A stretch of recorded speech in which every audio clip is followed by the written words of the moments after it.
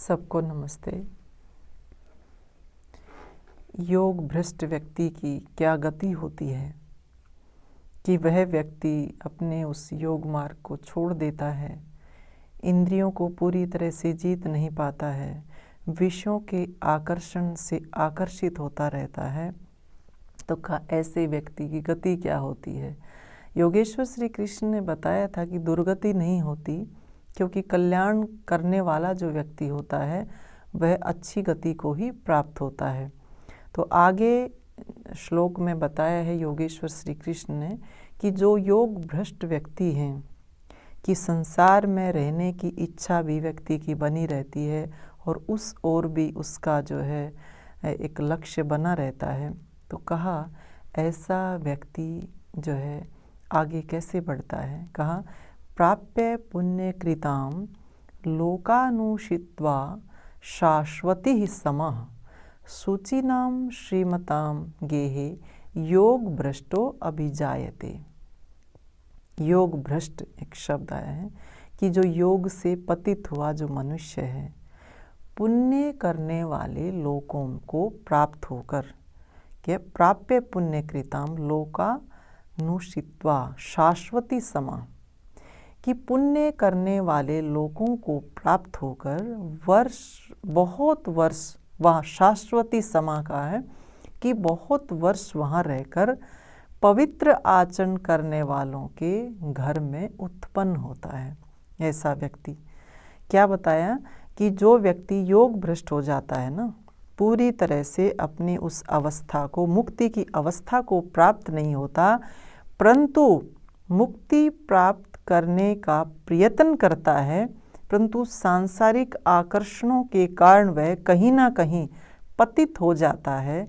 तो ये कहा कि योग से पतित हुआ व्यक्ति जो है उसकी गति कैसे होती है कि कहा कि पुण्य करने वाले लोगों को प्राप्त होकर, कि जहाँ पर पुण्य मिलता है, पुण्य कार्य वो करता है, कि कहा ऐसे लोगों में वो बहुत वर्षों तक रहता है और वहाँ रह कर के कहा कि जो पवित्र आचरण करने वाले शुचि नाम श्रीमताम गे, कि पवित्र आचरण करने वाले के घर में उत्पन्न होता है। कि ऐसे बिल्कुल सात्विक वातावरण के जो व्यक्ति होते हैं, सात्विक जो लोग होते हैं, जो इसी मार्ग की ओर आगे बढ़ने वाले जो व्यक्ति होते हैं, कहा ऐसे व्यक्ति के घर में वह जन्म लेता है। कि पुण्य करने वाले लोगों को भी प्राप्त होता है बहुत वर्षों तक, और उसके बाद फिर ऐसे घर में उसका जन्म हो जाता है। और उसके बाद या अथवा योगी नाम एव कुले भवति धीमताम एतद्धि दुर्लभतरम लोके जन्म यदि दृशम, या बुद्धिमान योगियों के कुल में ही जन्म लेता है। निश्चय से जो इस प्रकार का जन्म है वह संसार में अत्यंत दुर्लभ है, अत्यंत दुर्लभ है। कहा कि ऐसा व्यक्ति कैसी जगह जन्म लेता है? कहा पुण्य करने वाले लोगों में, उसके बाद जो बहुत ही ज़्यादा जिनका पवित्र आचरण है, या फिर कहा कि जो व्यक्ति बुद्धिमान योगियों के कुल में जन्म लेता है, तो उसको वह जब इस दुनिया में आता है तो पूरी तरह से अपने आप में वह समर्थ होता है कि वह उस मार्ग की ओर दोबारा से चल सके। और कहा कि ऐसा जो जन्म होता है वह दुर्लभ होता है, बहुत कम विरले लोगों को ऐसा जीवन मिलता है। तो उसके लिए कहीं ना कहीं थोड़ी बहुत जो है चूक हो जाती है व्यक्ति के जीवन में, तब वह उस थोड़े से अपने उन कर्मों को भोगने के लिए इस दुनिया में आता है। तो परमपिता परमात्मा उसको इसी प्रकार का वातावरण देता है कि वह ऐसे ही कुलों में उत्पन्न होता है, योगियों के कुल में, बुद्धिमानों के कुल में, जो पवित्र आचरण करने वाले जो व्यक्ति होते हैं उनके कुल में जो है वह जन्म लेता है।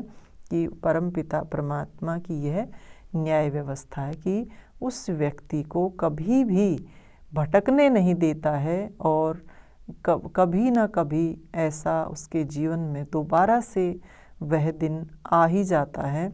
और उसी के लिए आगे का जो श्लोक है वो क्या बताता है, तत्र तम बुद्धि संयोगम लभते पर्वदेहिकम यतते च ततो भूयः संसिद्धौ कुरुनंदन। क्या कहा, हे कुरुनंदन, वहाँ उस पहले शरीर वाले बुद्धि के संबंध को यानी संस्कारों को प्राप्त करता है और उसके बाद फिर अच्छी सिद्धि के लिए यत्न करता है। कितनी सुंदर बात कही गई है कि ऐसे वह कुल में, योगियों के कुल में उसका जन्म हो जाता है। और जब योगियों के कुल में जन्म हो जाता है तो आप देखिए कि हमारे अंदर जैसे संस्कार हैं, जो हमारा बुद्धि संयोग इसमें कहा कि वहाँ उस पहले वाले शरीर के जो पहला उसका जो शरीर मिला हुआ था, जो योगियों का जो शरीर उसको मिला हुआ था, कहा कि वही संबंध उसका फिर दोबारा से उन संस्कारों से हो जाता है, क्योंकि उसको ऐसा ही वातावरण मिलता है, ऐसे कुल में वह जन्म लेता है। तो कहा हमारे अंदर संस्कार होते हैं, परंतु जो वातावरण होता है उस वातावरण के अनुसार ही उनको दोबारा से पुष्पित, पल्लवित, अंकुरित होने का जो है वातावरण मिलता, उसको इसी प्रकार का अवसर मिलता है। तो इसी प्रकार का परिवार, इसी प्रकार के लोग, इसी प्रकार का उसका जन्म होता है। और जब ऐसे कुल में वह जन्म लेता है तो उसके जो पिछले जन्मों के जो संस्कार थे, जो बुद्धि संयोग था, जो पहले वाले शरीर में जो उसने संचित किया था, वही संस्कार उसके फिर दोबारा से जो है जागृत हो जाते हैं और उसके बाद फिर वह सिद्धि प्राप्त करने के लिए प्रयत्न करता है। और उसकी स्थिति क्या हो जाती है कि पूर्वाभ्यासेन तेनैव हन्यते है वशो अपि सह जिज्ञासुरपि योगस्य शब्द ब्रह्मा इति वर्तते। बहुत सुंदर श्लोक दिया है कि वह विवश सा होकर उस पहले अभ्यास से ही योग की ओर ले जाया जाता है और योग की जिज्ञासा वाला वह शब्द ज्ञान को भी पार कर जाता है। योग के विषय में वह जो भी कुछ पढ़ता है, सुनता है, उसके आगे अपने उस विषय में वह अपने आप, अपने उस अनुभव से जो है आगे बढ़ जाता है। वो जो उसको जो ज्ञान हुआ है वो अपने आप ही जो है प्रस्फुटित होने लग जाता है। तो इस श्लोक के माध्यम से यही कहा है, अच्छी कुल में उसका जन्म हो जाता है। अच्छे कुल में जब जन्म होता है तो वही संस्कार उसके फिर अंकुरित हो जाते हैं, पल्लवित, पुष्पित हो जाते हैं। और कहा वह अपने उन संस्कारों के कारण विवश हो जाता है, इतना विवश हो जाता है कि वह उसी मार्ग की ओर खिंचता चला जाता है, उसी मार्ग की ओर आकर्षित हो जाता है। और आप देखते भी होंगे कि समाज में ऐसे बहुत सारे लोग पैदा हो जाते हैं कि जो बच्चे होते हैं उसी अवस्था में, छोटी सी अवस्था में ही वो है अध्यात्म की ओर चल पड़ते हैं, योग मार्ग की ओर चल पड़ते हैं, क्योंकि उनको जो वातावरण मिलता है वह वातावरण उन संस्कारों को और ज़्यादा उद्वेलित कर देता है और उसी की अनुसार वह आगे बढ़ता चला जाता है और कि वह शब्द ब्रह्म को भी जो है पार कर जाता है।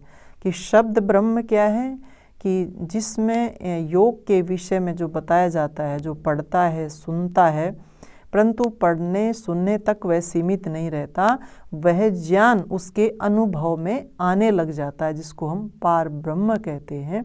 तो वह इस प्रकार से अपने उस लक्ष्य को प्राप्त कर लेता है। तो इसमें किसी भी प्रकार की निराशा की बात नहीं है कि व्यक्ति इस जन्म में पुरुषार्थ करता है, परम पुरुषार्थ करता है, परंतु थोड़ी बहुत जो कमी रह जाती है, कमी जो रह जाती है उसको दोबारा से पूरा करने के लिए हमें इसी प्रकार का वातावरण मिलता है, अगले जन्मों में वातावरण ऐसा मिलता है। तो उसी के लिए फिर हम दोबारा से प्रयासरत हो जाते हैं और अपने उस लक्ष्य को प्राप्त ही कर लेते हैं। तो इसमें ये सोचना चाहिए, विचार करना चाहिए कि व्यक्ति किस प्रकार से इन लोकों में जाता है, कैसे वो अपने उस संस्कारों से, अपने उस बुद्धि संयोग से, कि योग की उसकी बुद्धि होती है, उन्हीं को लेकर के वो जब आगे बढ़ता है तो वो शब्द ब्रह्म को, उस पार ब्रह्म को प्राप्त कर लेता, शब्द ब्रह्म को वह पार कर जाता है। तो ये जो है एक योग भ्रष्ट जो व्यक्ति होता है उसकी गति होती है, बहुत अच्छी गति होती है। हमें पूर्ण पुरुषार्थ इसी रूप में करना चाहिए कि हम परम गति को प्राप्त कर सकें। उसके लिए एक ही बात का विशेष ध्यान रखता है कि जितना ज़्यादा हम अपने आप को विषयों से हटाते चले जाएंगे, अपनी इंद्रियों पर संयम करते हुए चले जाएंगे, तो फिर ये योग भ्रष्ट होने की हमारे सामने परिस्थिति पैदा नहीं होगी। तो हमें दोनों के लिए प्रयासरत रहना है, इधर से वैराग्य और उधर से अभ्यास, अभ्यास और वैराग्य को अपने जीवन का हिस्सा बनाते हुए आगे बढ़ना चाहिए। इन्हीं शुभकामनाओं के साथ आप सबका धन्यवाद, सबको नमस्ते।